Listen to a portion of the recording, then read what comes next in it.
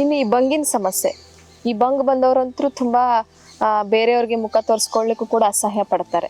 ಹಾಗಾದ್ರೆ ಈ ಬಂಗಿನ ಸಮಸ್ಯೆ ಬಂದವ್ರು ಏನ್ ಮನೆಮದ್ದು ಮಾಡ್ಕೋಬಹುದು? ನೋಡಿ, ಈ ಬಂಗಿನ ಸಮಸ್ಯೆ ಬರಲಿಕ್ಕೆ ಮೂಲ ಕಾರಣ ಹಾರ್ಮೋನ್ಸ್ಗಳ ವ್ಯತ್ಯಾಸ, ಅಜೀರ್ಣ, ಮಲಬದ್ಧತೆ, ಹೀಗೆ ಹೆರಿಡಿಟರಿ ಕೂಡ ಕೆಲವ್ರಿಗೆ ಬಂದಿರ್ತದೆ. ಹೆಚ್ಚು ಬಿಸಿಲಲ್ಲಿ ಹೋದವರಿಗೆ ಅಪರೂಪಕ್ಕೆ ಈ ಬಂಗು ಬರ್ತದೆ. ಇಂತಹ ಸಮಸ್ಯೆ ಇರೋರು ಏನ್ ಮಾಡ್ಬೇಕಂದ್ರೆ, ತಂಗಡಿ ಹೂವು ಅಂತ ಸಿಗುತ್ತೆ, ಅದನ್ನ ನೆರಳಲ್ಲಿ ಒಣಗಿಸಿ ಪುಡಿ ಮಾಡ್ಕೊಂಡು ಅದನ್ನ ಕೊಬ್ಬರಿ ಎಣ್ಣೆ ಜೊತೆಗೆ ಮಿಶ್ರಣ ಮಾಡ್ಕೊಂಡು ಮುಖಕ್ಕೆ ಹಚ್ಚೋದ್ರಿಂದ ಬಂಗು ಬಹಳ ಬೇಗ ಕಮ್ಮಿ ಆಗುತ್ತೆ. ಒಂದನೇ ಮನೆ ಮದ್ದು.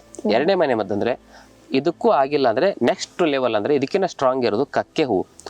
ಆ ಕಕ್ಕೆ ಹೂವನ್ನ ನೆರಳಲ್ಲಿ ಒಣಗಿಸಿ ಪುಡಿ ಮಾಡ್ಕೊಂಡು ಆ ಪುಡಿಯನ್ನ ಕೊಬ್ಬರಿ ಎಣ್ಣೆ ಜೊತೆಗೆ ಮಿಶ್ರಣ ಮಾಡಿ ಮುಖಕ್ಕೆ ಹಚ್ಚೋದ್ರಿಂದ ಬಂಗು ಹೋಗುತ್ತೆ. ಮೂರನೇ ಮನೆ ಮದ್ದು ಏನಂತ ಹೇಳಿದ್ರೆ, ಈ ಗುಲಾಬಿ ಹೂವು, ಆಮೇಲೆ ದಾಸವಾಳದ ಹೂವು, ಆಮೇಲೆ ಮುಲ್ತಾನಿ ಮಿಟ್ಟಿ, ಈ ಮೂರನ್ನು ಪುಡಿ ಮಾಡಿಕೊಂಡು ಅದನ್ನ ಪುಡಿಯನ್ನ ಏನಂತ ಹೇಳಿದ್ರೆ ತುಪ್ಪ ಅಥವಾ ಕುಂಕುಮಾದಿ ತೈಲ ಡುಪ್ಲಿಕೇಟ್ ಸಿಗುತ್ತೆ, ನಮ್ಮಲ್ಲಿ ಒರಿಜಿನಲ್ ಸಿಗುತ್ತೆ, ಅದನ್ನು ತಗೊಂಡು ಬಳಸ್ಬೋದು.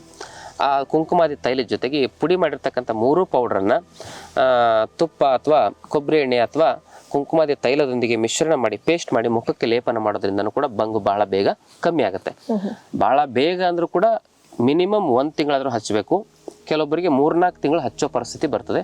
ಅಂಥವ್ರು 1 ತಿಂಗಳು ಹಚ್ಚಿ ನೋಡಿ, ಕಡಿಮೆ ಆಗ್ತಾ ಬಂದ್ರೆ ನಿರಂತರವಾಗಿ ಹಚ್ತಾ ಹೋಗ್ಬೋದು. ಇದು ಬಂಗಿಗೆ ಶಾಶ್ವತ ಪರಿಹಾರ. ಅಜೀರ್ಣ, ಮಲಬದ್ಧತೆಯನ್ನು ನಿವಾರಣೆ ಮಾಡ್ಕೊಳ್ಳೋದ್ರ ಜೊತೆಗೆ ಈ ಮನೆ ಮದ್ದನ್ನು ಮಾಡ್ಕೊಳ್ಳೋದ್ರಿಂದ ಬಂಗು ಬಹಳ ಬೇಗ ನಿವಾರಣೆ ಆಗ್ತದೆ.